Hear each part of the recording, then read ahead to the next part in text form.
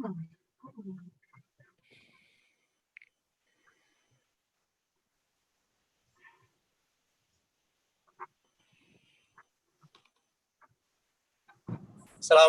Pak Nandang.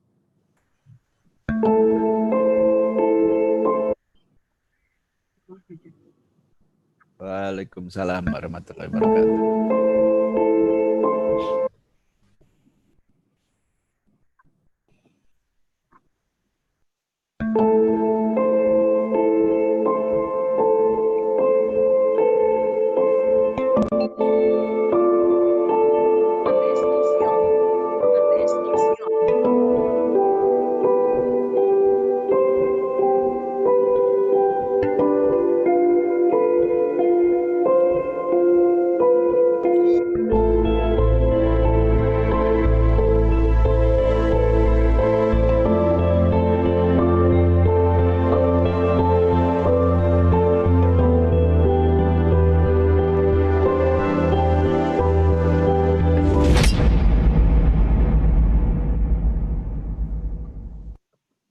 Okay, hello everyone. Thank you for attending this ISILL talk series. My name is Zaki. I'm a lecturer at Binus University. I'm also one of the board in ISILL. And tonight, we're gonna discuss about Islamic law and international law, peaceful resolution of disputes. And of course, we have prominent speakers for this opportunity. They are Emilia Justina Powell, the author of this book, and also she is an associate professor of political science at the University of Notre Dame, and also Dr. Rudi Nata Miharja as a lecturer at Lampung University. But before we start this event, we listen the opening remarks from Dr. Ari Afriansyah as chairman of ISILL. So, Pak Dr. Ari, please, time is yours. Okay, thank you, Pak Zaki. Assalamualaikum warahmatullahi wabarakatuh. My dear colleagues, Professor Emilia Powell, we just recently have acquaintance through emails, and also other colleagues from all over Indonesia. So if you, Emilia, you know, Indonesia, we have vast area from east to the west. Yeah, I don't know whether you have been to Indonesia or not, but we have so huge area, and then we are so privileged that tonight we have right now is about 70 members of our society, which they all are professors and lecturers from all over Indonesia that specializes in international law. And we are very honored to have you as our guest tonight, because your topic, your book is very interesting to us, and especially for us in Indonesia, sometimes we overlooked about the Islamic law. We just tend to learn about international law as in general, maybe the ones that develop in Europe. But then we never thought that there was a connection between international law and Islamic law. So this is quite timely, and I guess from the participants, we all are very what do you call it? Really looking forward to listen to your lecture, and also from Dr. Rudi, in which he will be the discussant of your lecture. And also, I would like to encourage to all of the professors and lecturers to discuss directly to Professor Powell, and hopefully we can get something that is really extraordinary from tonight's discussion. Okay, I will not say anything much, but again, thank you so much for Professor Powell, Dr. Rudi, and also Ibu Siska for moderating later on. Enjoy the talk, and wassalamualaikum warahmatullahi wabarakatuh. Mas Zaki. Waalaikumsalam warahmatullahi wabarakatuh. Thank you very much, Dr. Ari, for your opening remarks. And so don't forget to join this association for all international law lecturers, because we have a lot of prominent international law professors and also great events every year. So now let me introduce the moderator tonight. She is Francisca Ayu Listia, SH LLM. She is a lecturer at Brawijaya University. She was graduated her master program from Geneva University. She wrote many books, journals in international law issues. So please welcome Ibu Siska to lead this ISIL talk tonight. Thank you very much, Pak Rudi. I'm sorry. I will continue for the discussion today. Good evening, everyone. Assalamualaikum warahmatullahi wabarakatuh. Can you hear me? Okay. Welcome to the second edition of ISIL Talk with the themes Islamic law and international law, peaceful resolution of dispute, this day 9 July 2020, with our honored speaker, Ms. Emilia Justia Powell, Associate Professor of Political Science at University of Notre Dame, and the author of the book of Islamic Law and International Law, Peaceful Resolution and Dispute. Also, Dr. Rudi Mata Miharja for the discussion today. He is a lecturer from University Lampung, Indonesia. Actually, I just read a little bit introduction of your book. That's really interesting for us to discuss today. It's about the international and Islamic law. How do they trying to settle the dispute? And especially if I can quote in your introduction, there is the more specifically how we can frame, understand, and define the relationship between the Islamic milieu and international law in the context of peaceful resolution of dispute. Without any further talk, we will start our ISIL talk today. For the first speaker, Ms. Emilia Justiana Powell, time is yours. Okay, Assalamualaikum, my friends. I very much appreciate all of you coming. I wish I spoke your language a little better. I'm really trying to speak Arabic. I'm learning a lot to understand better the Islamic legal tradition. I have a PowerPoint presentation that I will share with you now. Hopefully that's gonna be better. So, okay, I hope everybody can see this, yes? Yes, we can see. Okay, very good. So I'm going to be speaking about my book, Islamic Law and International Law, Peaceful Resolution of Disputes. The reason that I wrote this book is because I felt as if international law constructed in the West was considered to be not inclusive of other legal traditions, like the Islamic legal tradition, and there was not much understanding of the contribution of Islamic law to the development of international law. And I have here a couple of motivational citations that encourage me to write the book. So for the book, I did a lot of interviews with the judges of international courts, like the International Court of Justice. And one of them, Al-Khasavneh, told me, so contrary to the perceptions, Arabs have been going to the court in various forms. So pretty much what he is saying is that, look, the West or Europe really thinks that Muslim majority countries dislike international law, but the reality is many of Muslim majority countries, like Indonesia, take advantage of international courts and go to them. So we can ask the question, why is that the case if indeed Islamic law is very different from international law? Why is it that many Muslim majority countries go to international courts? That was a question I really wanted to answer.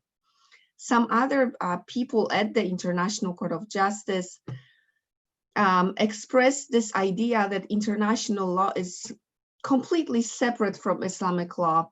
Like this person here that wanted to say anonymous said that Islamic law is Islamic law, period. International law is international law. So there's not much relation here. And I wanted to investigate the relationship. What's really aggravating and upsetting in the scholarship is that there's a lot of misperception about the Islamic legal tradition or Muslim majority states. I call those states Islamic law states. Number one, a lot of scholars, especially in Europe and in the United States, perceive Islamic law states as a monolith. Monolith, it's something without any variation. So they believe that all Islamic law states are the same. So for instance, when we look at Malaysia or Kuwait, they're the same because there is an influence of Islam. And that's just not correct. That's just not correct. Another perception is that Islamic law is very different from international law and that there is no point of connection. And again, that's wrong. And this is why I wrote the book. I am interested in what are the similarities and differences between Islamic law and international law, and why do some Islamic law states use international courts? Because they very much do. I focus on the reality that Islamic law states are different from each other. So again, Kuwait is going to be different from Oman, it's going to be different from Malaysia, it's going to be different from Indonesia, Pakistan, Afghanistan, and so forth, because each of those countries is unique.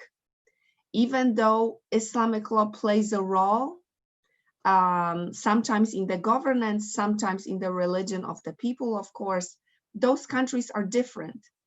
And there is a different balance of secular law and Islamic law in the context of each of those states, thus that are different.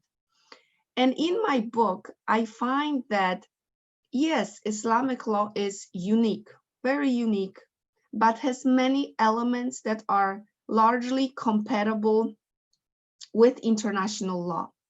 I also find that the balance between Islamic law and secular law in the context of each Islamic law state explain their preferences. So explain how the countries view international law.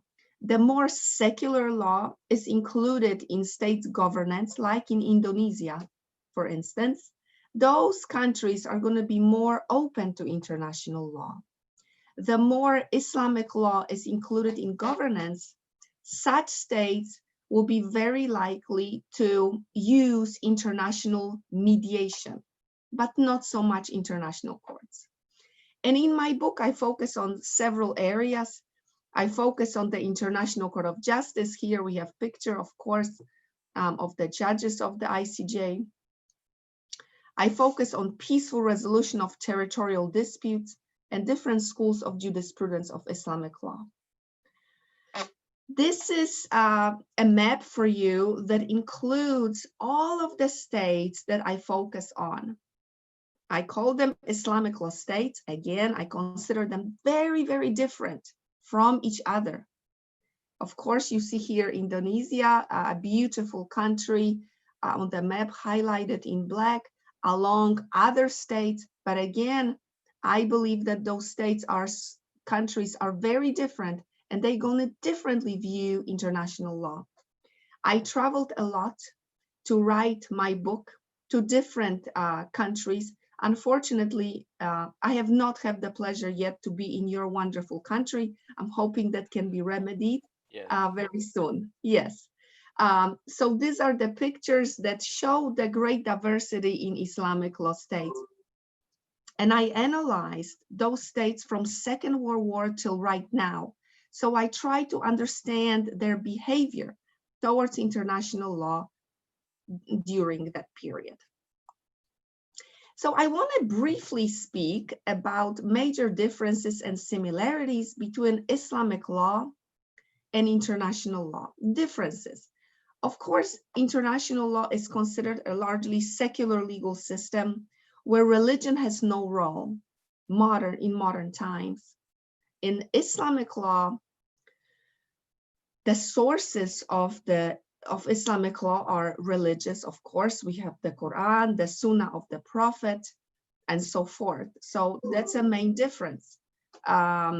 International law relies on secular sources, such as treaties, general principles of law, international custom. And religion, belief of people, plays no role in the courtroom. So for instance, in the International Court of Justice, the religion of a judge doesn't play a role. The religion of the participant does not play a role. But in Islamic law, especially in religious courts, of course, the Qadi or Qadiya, of course, the religion here matters. In traditional dispute resolution in Islamic law, it takes place on the basis of the Quran and the Sunnah of the Prophet. So it's just a very different relationship between religion and secular law. But what most scholars do not focus on are the similarities between Islamic law and international law. For instance, both of those legal traditions really rely on scholars. Scholars of international law play an enormous role in its development. In Islamic law, scholars and fiqh, of course, you know, Islamic jurisprudence, play an amazing role in the development of that legal tradition. And that's an important similarity that we need to recognize in the method of law creation. Secondly, custom plays a very important role in the operation of both legal tradition. In international law, customary law is a source, of course, of law, but the same is true in many Islamic law states, where custom plays an important role in development and understanding of how Islamic legal tradition operates. Both legal traditions respect the rule of law. International law is based on the principle of rule of law, but also the Islamic legal tradition in original sources promotes rule of law, promotes independence of judges. And that's an important similarity that bring those two legal traditions together. I want to talk about something that's very unique in the Islamic legal tradition that's also misunderstood in the European and American scholarship that I'm trying to explain to people about Islamic law. It is the Islamic dispute resolution. It is based on a unique logic of justice because the Prophet Muhammad embraced the idea of sulh, so non-confrontational dispute resolution. What it means, and I'm sure you know, is that adjudications, so courts, are considered not as beneficial to dispute resolution as talking between disputants with the help of a third party. So sulh, non-confrontational, mediation, agreeing of the party, true dialogue without going to a definite dispute resolution like a court. Of course, the Quran does not prohibit adjudication, but it does, the Prophet did say that sulh, so non-confrontational dispute resolution, is superior. And of course, according to Islamic legal tradition, yes. Emilia? Yes. Yeah, we lost you just a bit. Can you explain again from this slide, please? Yes, okay, of course. Sorry. Please tell me if you lose me again. One element of Islamic legal tradition that I try to explain is the logic of dispute resolution. Is it good now? Yes. Prophet Muhammad and the Quran focus on or promote non-confrontational dispute resolution, sulh. It means that resolving a dispute in a non-confrontational way, so talking with each other, maybe asking a third person to help via mediation, conciliation, true understanding is superior than going to courts. Is my connection still good? Yes, Emilia. Thus, in Islamic law, sulh, resolving dispute non-confrontationally, is superior to courts. The Quran does not teach that courts are prohibited, but they're discouraged if you can resolve the dispute via sulh, non-confrontational. And of course, in Islamic law, superior dispute resolution is based on Islamic law. Okay, so now we understand the dispute logic, resolution logic in Islamic law. This logic is very similar to mediation and conciliation in international law, because mediation and conciliation is based on informality, true reconciliation, and non-confrontational dispute resolution. So it's very similar to sulh. International courts, on the other hand, are not non-confrontational. They are confrontational. People argue. There is a judge. They're very formal. Usually, one person wins, one person loses, and judges are appointed. So the ICJ, International Court of Justice, and other courts, like International Tribunal of the Law of the Sea, are much more formal than mechanism of sulh in the Islamic legal tradition. So what does my book show? Is that there is not one way via which all Islamic law states that I show on the map, including Indonesia, Malaysia, the Middle East, many countries in Africa, there is no one way via which all of those states view international courts. They're different. They're different. Those countries are different. Why? Because they have a different balance of Islamic law and secular law in their domestic governance. For instance, Indonesia, Malaysia are going to be different from countries of the Middle East, from countries of North Africa, in how much Islamic law and how much secular law play a role in their legal system. And the more secular countries, they are attracted to international courts, like the International Court of Justice or the International Tribunal for the Law of the Sea. And some features that attract those states to international courts are, for instance, secular courts. So if an Islamic law state allows secular courts inside domestically, like in Indonesia, that state will be more likely to go to international courts.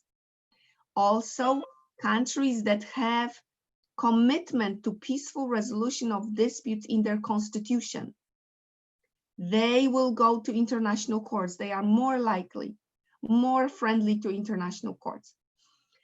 The more Islamic law is included in state governance, so in constitution, in legislation, those states are more likely to mediate their disputes or to use conciliation. These states will be unlikely to go to international courts. For instance, especially countries where heads of states are required to be Muslims, those countries will go to mediation, no to international courts. Also, countries whose constitution talks about commitment to Sharia-based education, those countries tend to embrace the Islamic legal tradition more intensely in their governance, and also those states will be more likely to go to mediation. I want to end here with those. This is almost the end of my presentation. I want to tell you briefly about one of the pictures here. Again, for my book, I did a lot of travels to many Muslim majority countries to understand how is this relationship between Islamic law and international law. I believe that I don't have the right to speak about Islamic law if I don't understand. So I traveled to many of countries. Here, the picture on the right, this female figure in a mosque is my older daughter. Her name is Scarlett. And we went to a mosque in Bahrain to understand more the functioning of Islamic prayers. I'm really trying to understand the Islamic legal tradition. I'm looking forward to hopefully visiting Indonesia and understanding how Indonesia views the relationship between Islamic law and international law. I want to end by saying thank you to all of you, because I know it's very late in Indonesia and it's very early in the United States for me. And I very much appreciate your willingness to come and listen to me. Thank you. Thank you so much, Ms. Emilia. For now, we go to the Dr. Rudy Matamiharja for the discussion today. For Dr. Rudy Matamiharja, time is yours.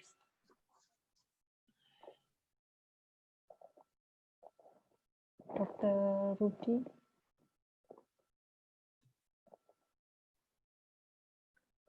Okay, thank you very much. Hello, Emilia. Hello. Hello, nice to meet you. Okay, I'd like to sincerely express my thank you so much to Indonesian Society International Law lecturers, and feel honored for the opportunity given to me to discuss this very fascinating book. I also thank to International Law Department of Faculty of Law, University of Lampung, for supporting me in this activity, especially to fellow teachers and students in the international department. It was kind, each of you. When I read this title of this book, I immediately thought it was made by an expert in Islamic religion, or a collaboration between Islamic religion expert and international law or secular law expert, term that is now in this book. My allegation, thank to God, turn out of what's wrong. This book is made by Emilia, non-Muslim, who understand the life of Islam through her research directly into the field, and she see directly how the application of Islamic law is enforced in various Islamic countries that you call Islamic law states. I think this excellence. I may not be attracted reading a book about Islamic law from the perspective of Islamic religious expert, because such writers will undoubtedly be pro to a Muslim law, so subjectivity will emerge. But I found this book interesting because at first glance, it was written by a non-Muslim who tried to place Islamic law in the order of international law. This book was contribute a great deal to strengthening an international community recognition of Islamic law. As we all know, Islamic law is currently underestimated and misjudged by Western essays, especially what I experienced and felt when studying law in French. It may, if I may perhaps represent my friends and most Muslim Indonesia, we sense a remarkable power given by this book to the existence of Islam in international relations. I once wrote about Islamic law when I finished my bachelor degree, and many other Indonesian Muslims have explained it to through various language and perspective. But as a Muslim, writing about Islam, that is normal, I think, common and nothing special.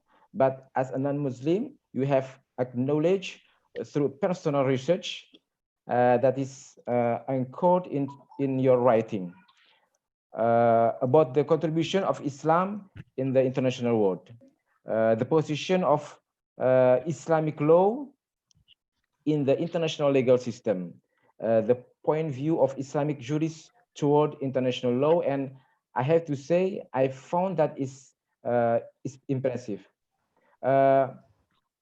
When I took a master program in French in 2008, in the second year, I felt that Islamic law is a law that has no universality and is not aligned with international law. For instance, in a seminar of slavery, the speaker from Mauritania, a country that has majority of Muslim, holds a pro-Islamic view of slavery, that the Quran legalized slavery. And when I spoke a different view, I felt a negative response on that moment. The policies released by France is also seems try to unseen the positive side of Islamic value. The similarity and superiority of Islamic law is not raised. To show you what I mean is how you give the acknowledgement of the way in Islam a different view as a jurist or a legal expert. And this is an extraordinary breakthrough that should be appreciated. I hope this book will open up inside of a country that have been closed the door on the existence of universal Islamic values, who evidently are not quite different from international law. And there are even Islamic values that have appeared and were adopted by international law. I found 68 words Indonesian. I found 68 Indonesian words, excuse me, in this book. That means it's very relevant to Indonesian as one of the country you classify in your personal understanding as an Islamic law state. Although we actually understanding of Islamic state is debated on what basis can a state supposed to be an Islamic state. Because in a simple term, for me and the basic understanding in general, an Islamic state is a state that declare openly in its constitution as an Islamic state, or assert that the legal or ideological basis use the Quran and As-Sunnah or Prophet tradition. You have placed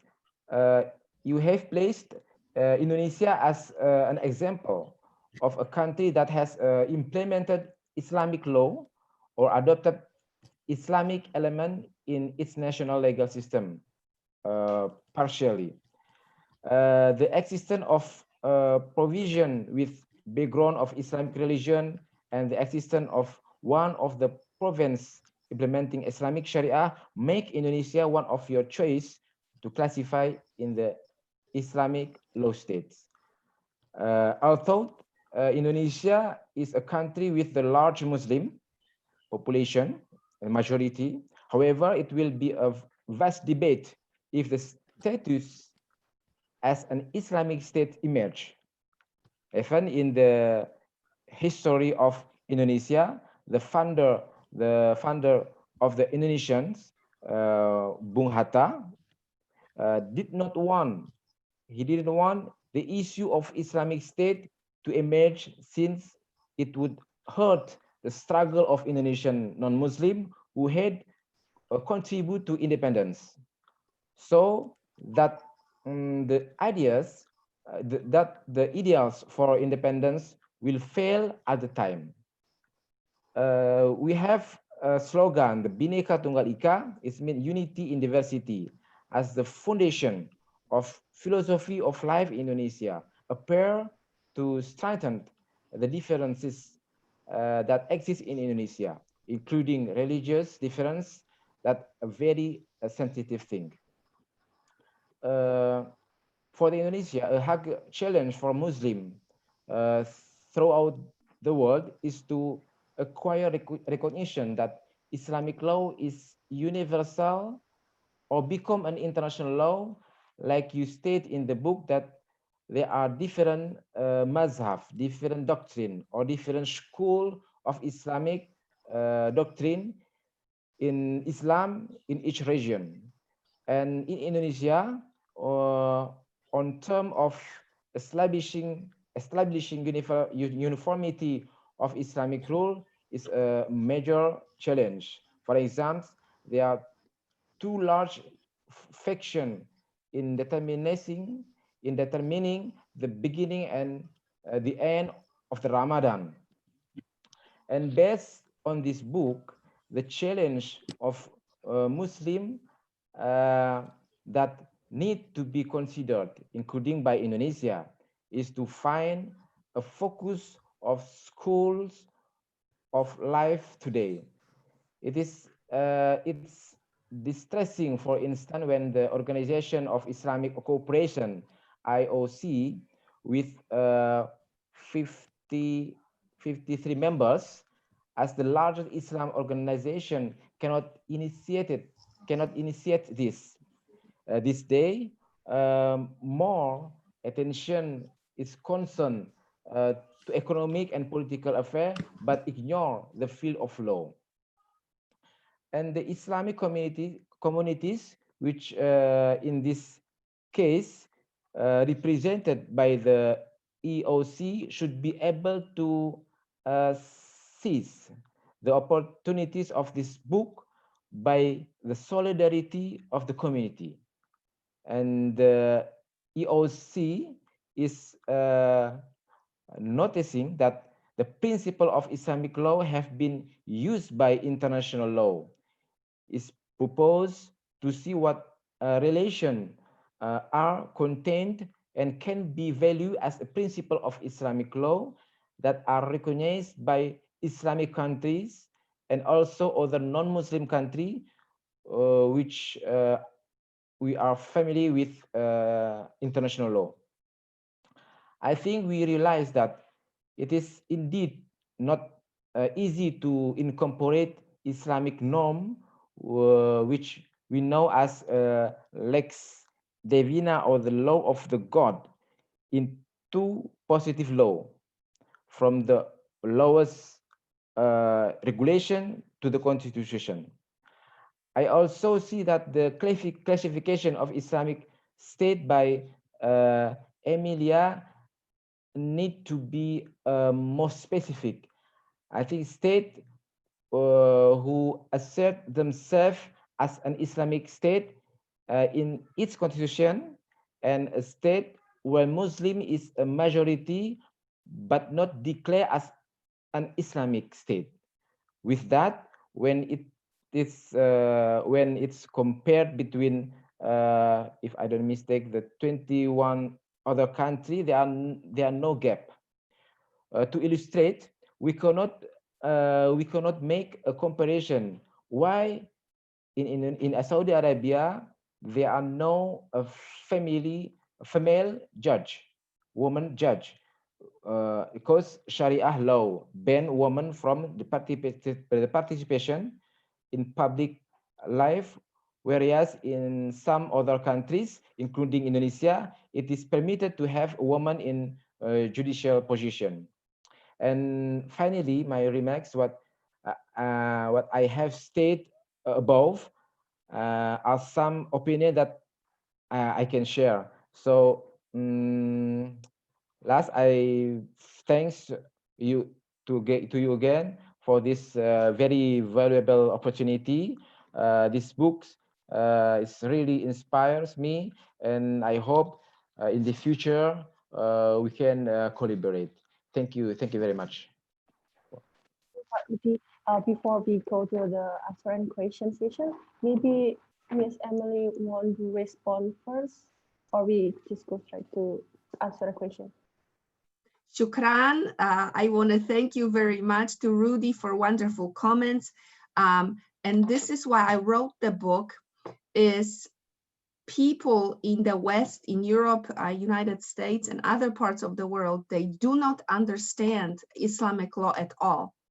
And they think that Islamic law operates the same in Indonesia, Malaysia, Saudi Arabia, Kuwait, Algeria. They think it's all the same.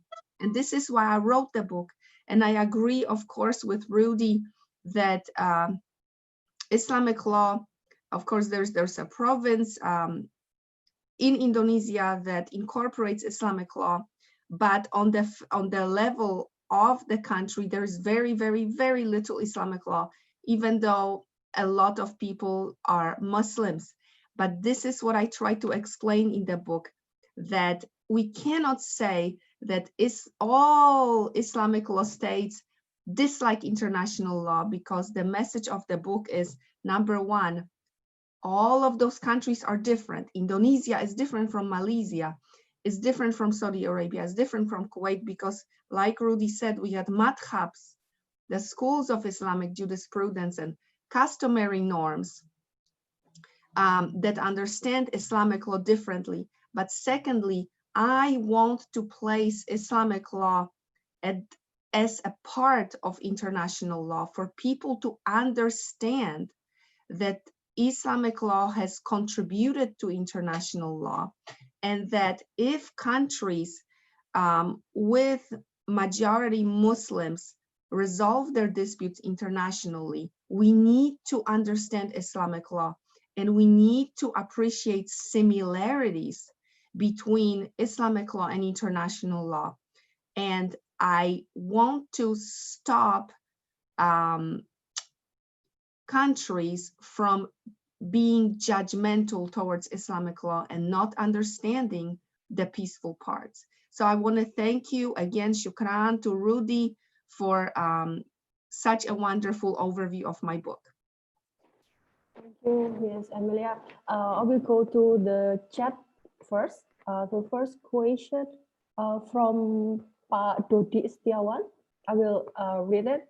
Good evening. My name is Dodi from Islamic University of Indonesia. My question first: do you think that the Islamic legal tradition way of the dispute resolution that promoting non-confrontational basis is effective than international law? And the second, what is your motivation actually in writing the book?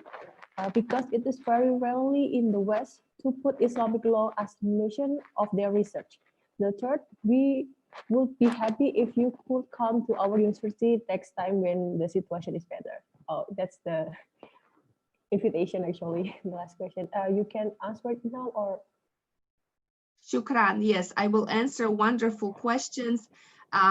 First of all, thank you for the invitation. I'm hoping I can come.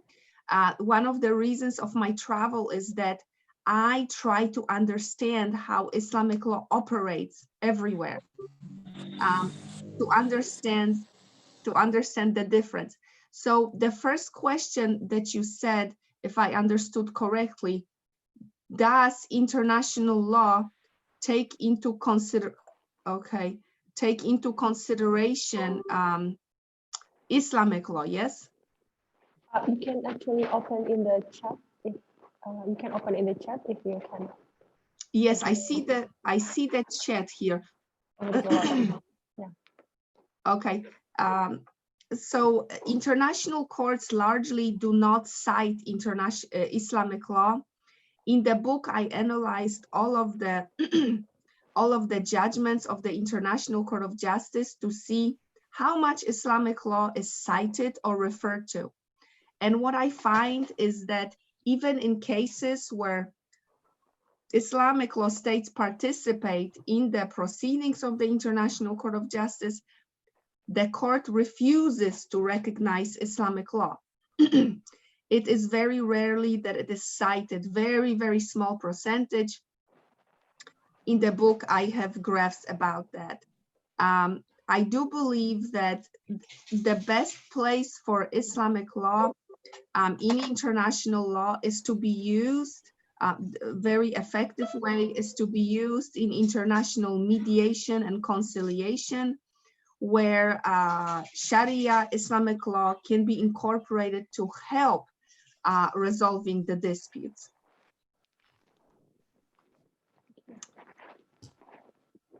On the second question, what is your motivation writing the book? My motivation in the book was to, number one, show that Islamic law states are very different from each other, so that there is a spectrum of Islamic law states. Like I showed on the map, there are right now 29 Islamic law states where at least some part of governance or some part of a country is governed by Islamic law, or where Muslims are at least 50% of the population. But number one, I wanted to understand people in the West that Islamic law is different in different places. Number two, I found that Islamic law is largely misunderstood in international courts. A lot of judges don't know, don't appreciate Islamic law, or maybe they don't even try to understand Islamic law. They look at Islamic law very often as something not worth talking about in international courts. And I believe that all legal traditions, civil law, common law, Islamic law, Asian legal traditions, they have value, they have a lot of intelligence, a lot of knowledge to add of what we understand as Islamic law. I want international law to be all inclusive, to understand Islamic law better. That was my motivation. Thank you. For everyone, you can ask directly to Emily, actually, not just writing in the chat. You can ask directly to Emily if you want. Anyone want to ask? Before I read again in the chat. Maybe we can invite Ibu Sri Wartini. Ibu, you want to ask directly to Professor Amelia? Thank you very much, Mas Ari. Good evening, Emilia. Thank you very much for a wonderful presentation. I was surprised that you are interested to write this book, and when you have this kind of presentation, it's gives me such kind of impression with you that that's why I would like to ask you what is your intention when writing the book. Is there any intention that you would like to share with the people, or to give such kind of inspiration to the people that we know that Islam is labeled as such kind of a radicalism and so on. So this is what is the stigma which has happened in the international community. So I hope, or I expect, when they read your book, that they are going to change their mind that Islam is not that the thing. So is it this is one of the intention, or is one of your motivation to write this book? Thank you very much for your attention. Thank you, Ansari. Shukran, very wonderful question, Shukran. Yes, because a lot of people in non-Muslim countries, they believe that Islam is very violent. They don't understand, and they don't know that there is this wonderful focus on peace in Islamic law, that there is this very needed focus on peaceful resolution of disputes, on non-promoting violence. There is, of course, as you know, the Prophet and the Quran speaks about justice, adl, and this part of the Islamic legal tradition that is non-violent is very rarely talked about. And my goal is to show the whole Islamic legal tradition as a legal tradition that can be compatible with international law. But one major weakness in international courts, in international community in general, is the lack of understanding of Islamic law.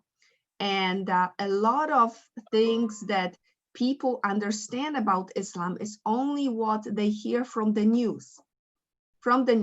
For instance, to give you an example, when I wrote the book, my university did a big news story about the book. And I became an object of many hate emails and phone calls, people telling me very bad things, just because I said that Islamic law should be known and that we should understand it. So there are a lot of people with very aggressive attitude towards Islamic law that is very sad. And I want this to stop. Okay, thank you very much. Hopefully our expectation will come through.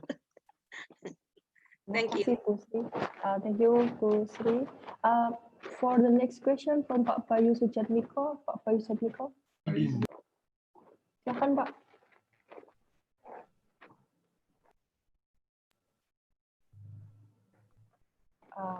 Already I will read the question. Okay, I will read the question, Emilia. Hi everyone, Bayu from Lintas Lampu. Based on your research, how far Islam religion or Islamic law influence the dispute resolution in the West, or more in international dispute resolution? So if I understand correctly, your question is how much Islamic law influences dispute resolution in the West, yes? Yes. Well, when we think about it, the West really misunderstands Islamic law. So a lot of people, they don't know what Islam is. They don't know sulh, for instance. When they read or when they speak about the Prophet Muhammad, they're going to focus on violence, and they don't know that there is focus on peaceful resolution of disputes. So they don't use Islamic law in dispute resolution because they don't know what Islamic law is. It's astounding how little people know about Islamic law, and the things that they do know are very negative. So they cannot use it because they don't believe in it. Now, in international law, we do see that some dispute resolution is influenced by Islamic law. For instance, the dispute between Bahrain and Qatar, there were many attempts of mediation and Islamic law was used. But this was only in cases where we have two Muslim majority countries. Sometimes we see that they will mediate the dispute by using Sharia. Thank you, shukran. Okay, Emilia. Anyone want to ask question directly? I'm so sorry, I only can see like 20 people in one slide, so I should search if anyone wants to ask question. Yeah, I think we should give the floor to Pak Nandang Sutrisno. You want to ask question, Pak Nandang? Please.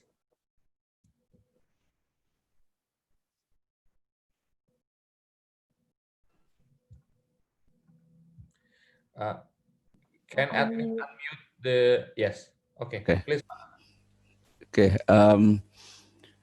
As far as I know, that the Islamic law puts the justice in the first place. Okay.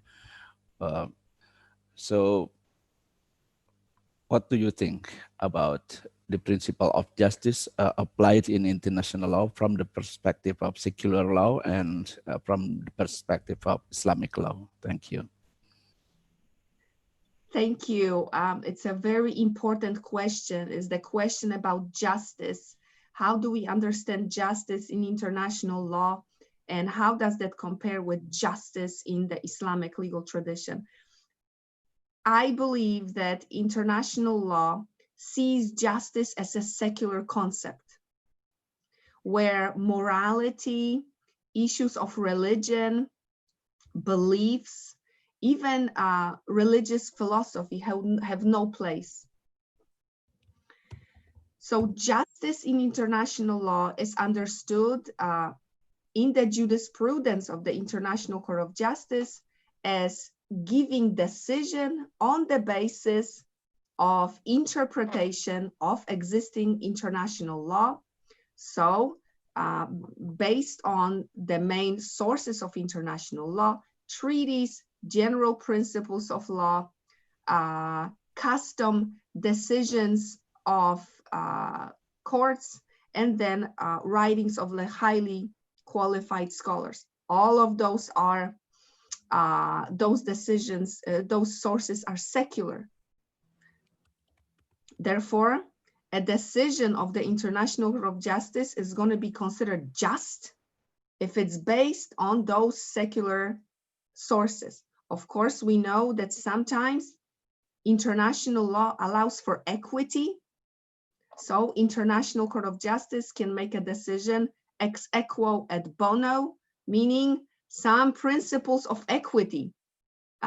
So I would say that justice in international law is, number one, considered to be secular. Number two, decisions or solutions that are considered to be just are to be based on law or equity. Other decisions based on morality, religious consideration would not be considered as contributing to justice. They would be considered as biased towards one religion over another. Justice in the Islamic legal tradition, and I am sure that many of you, if not all of you, understand this issue better than me. But to me, I understand that justice in the Islamic legal tradition is a concept that considers Sharia, that considers God's will for humanity as being superior to any legal systems or any understandings of justice construed by men.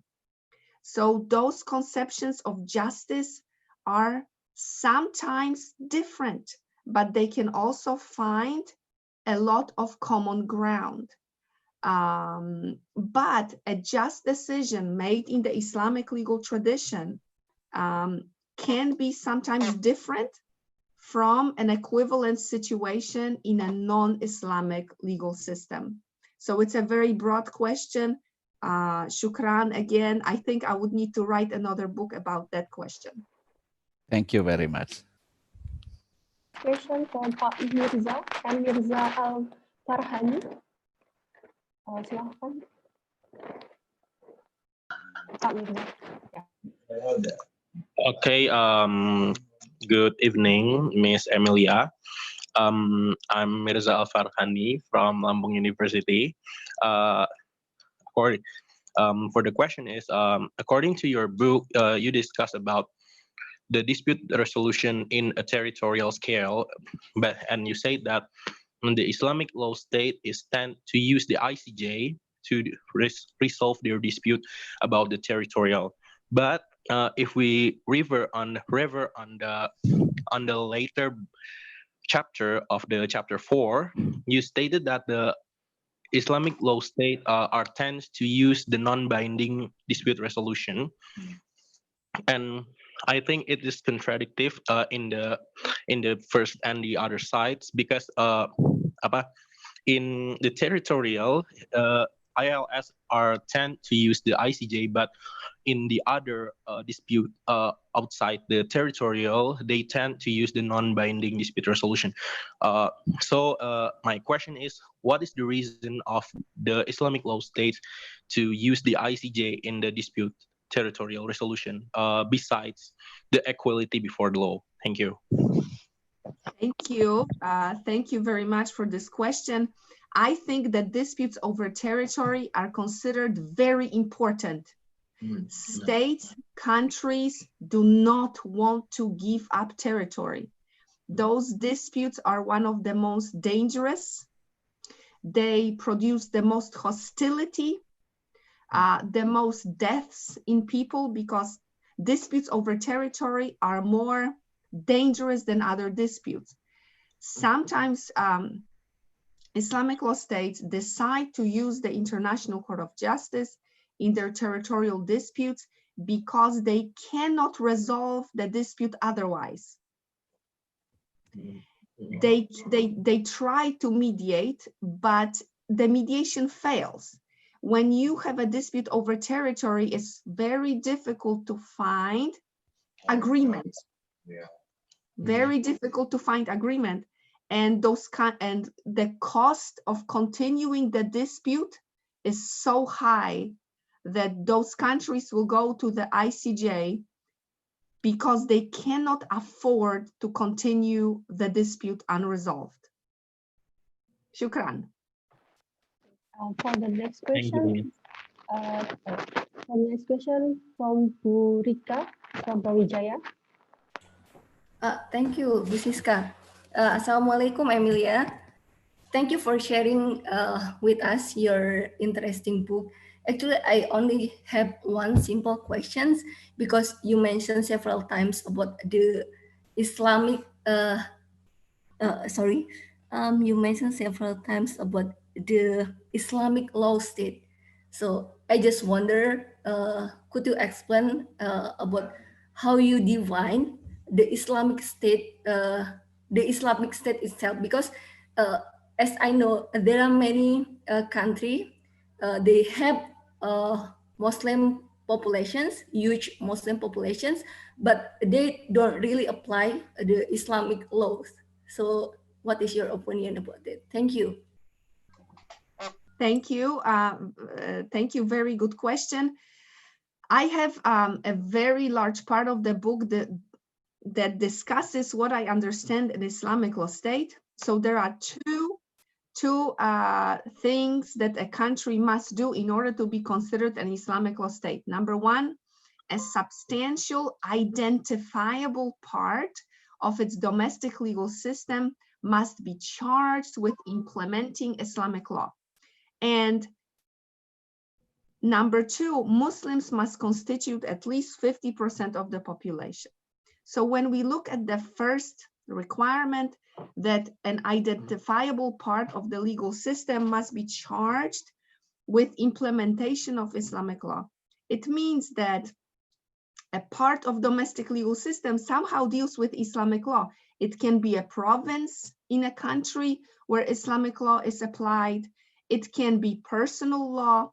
It can be criminal law. Not everything has to be, not all the legal system has to be dealing or using insights from Islamic law. Just a part, identifiable, must be charged with implementing Islamic law. And number two, Muslims constitute at least 50% of population. So again, in some Islamic law states, it can be just personal law. In others, it can be financial law, but apart. Thank you. Shukran. The next question from Bu Sasti Septianita.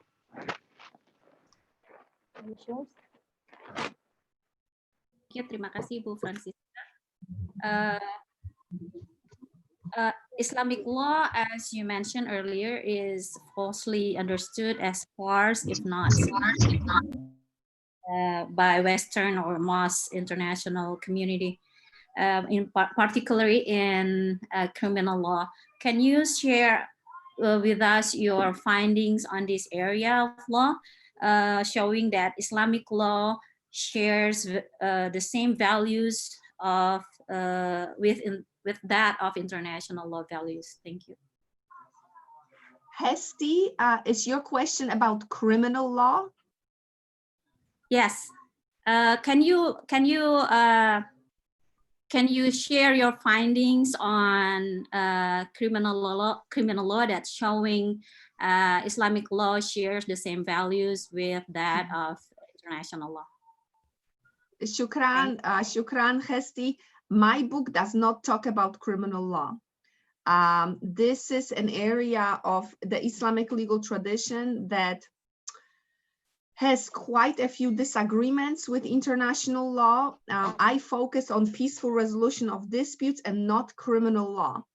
However, I did interview judges of the International Criminal Court about their view of the Islamic legal tradition.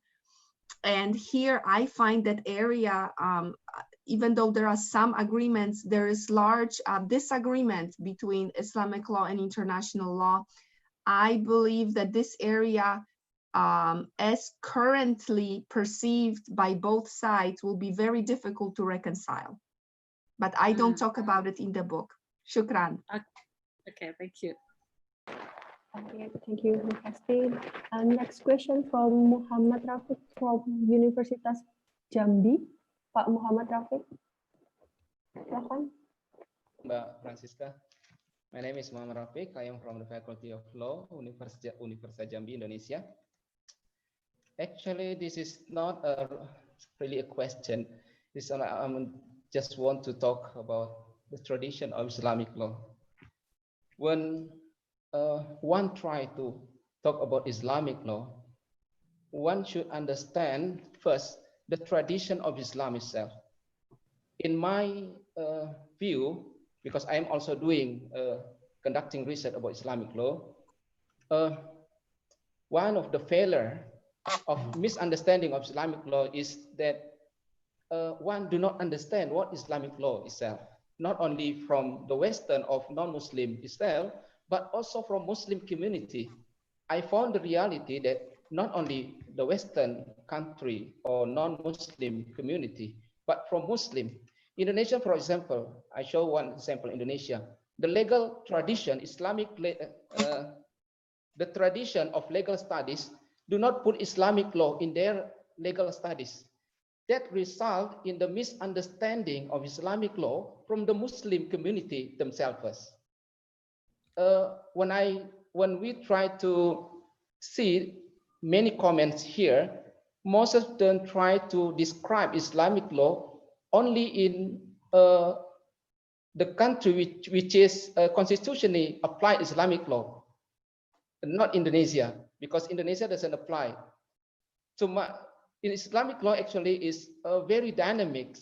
Indonesia is also considered, as I agree with Emilia, saying that in Islamic law, it's not only the country which is constitutionally saying that their country is Islam, but also when they apply part of the value of Islamic law, we can also say that this is Islamic law. But my question is, Ms. Emilia, in your research, what do you find about the tradition of how to solve the problem of misunderstanding from Muslim community and the Western, how to bridge them into methodology so that Islamic law can be operated and acknowledged in international law? Thank you very much. Thank you, and thank you. Another wonderful question and a wonderful comment that we all agree on. I think the basic, the very important thing that has to be explained in non-Muslim countries is basic knowledge about Islamic law, because people really don't know. They dislike Islamic law, but they don't know what it is at all, nothing. So it's sharing basic knowledge. And I really appreciate your comment that there are some Muslims that don't learn about Islamic law. They don't understand what it is. I think this is where it is so important to share the knowledge about Islam and other legal traditions, other religions, that we're not close-minded, because here I think the Yeah, issue is yeah. close-mindedness, and that's dangerous. Thank you. Next Shukran. question to Bu Desi. Silahkan. Bu Desi Simalia Kustina. Desi. I can just look in the room anymore. Bu Desi. Okay, now. And I will go to the next question from Bu Evi Juliana. Evi Juliana. Okay, thank you. Halo? Ya, Bu, Yeah. silakan langsung, Bu. Yeah, thank you for the opportunity. I would like to know, first of all, it is very interesting explanation from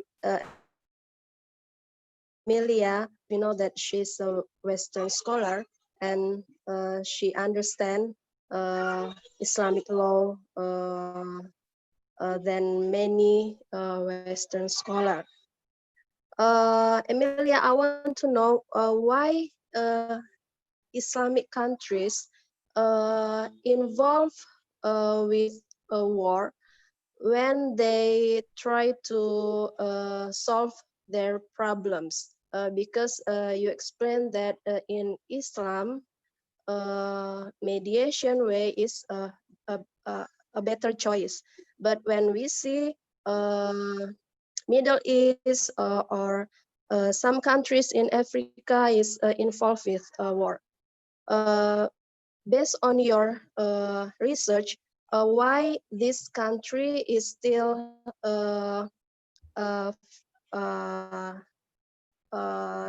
not use non-confrontational way to solve their problems? Thank you. Thank you. Thank you. Another very good question. Well, here what we have to think about is that it is not Islam that causes those countries go to war, but it is other things. It can be poverty. It can be dispute over something very important. It can be lack of basic resources. It can be power, lack of power. So there are other factors that cause countries to go to war, but not necessarily Islam itself. And I think that's something that people need to understand, that Islam by itself, it's not pushing those countries to war, but there are other issues. And also we have to remember that sometimes politics gets involved, actually all the time. Politics gets involved that maybe presents an interpretation of Islamic law that's not conducive to peaceful resolution, but that's more militant. In many situations, it's very hard to pull apart Islam that dictates peaceful resolution of disputes and politics. Thank you. Okay, for the next question from Eva Chuan atau Bu Eva Chuan, silakan. Yeah, hello. Can you hear me? Hello? Yes. Yes, Yes. Okay. Hello. It's a very interesting topics, and I agree with you, Emilia, that I think there is no one color for Islam. When we talk about Islam law, there is no one word and one color. So yeah, there will be another madhab, different traditional Islamic law, culture, and so on and so on. I have 3 questions actually. I'm sorry, I'm very interested with this topic. First, I do appreciate that you come and very out of the box, and you are very brave to have these topics. I salute for that. Thank you very much for writing this kind of book and giving a different thought about Islamic law from the international law perspective, because we need it in international level. So My first question is about this secular definition that you told before. Yes, I do agree that maybe there should be like clear definition whether you're talking about this Islamic law state or state with the majority of Islam, because maybe I don't know whether you also consider about that. I mean, because it becomes debatable then when we are talk only Islamic law in one perspective. That's the first thing. And the second, also, I like your idea that justice in international law has a different perspective, has a different or tend to be have a different interpretation with Islamic law. Yes, I also agree that in international law, the things that the norm for the religious or the norm for the Islamic law is sometimes they call it Islamic law is very biased. They think it's a nonsense. It cannot be measures or something. So there is no room for such kind of religious norm or whatsoever in international law. So I think the idea of we have to make a large spectrum for the source of international law by maybe putting the Islamic law as a consideration to be a source of international law. That also, I think, possible in the future. I mean, why don't the international legal traditions such as Islamic law also influence the international law rather than only Western law for the international law? That's a good concept, and that's a good idea.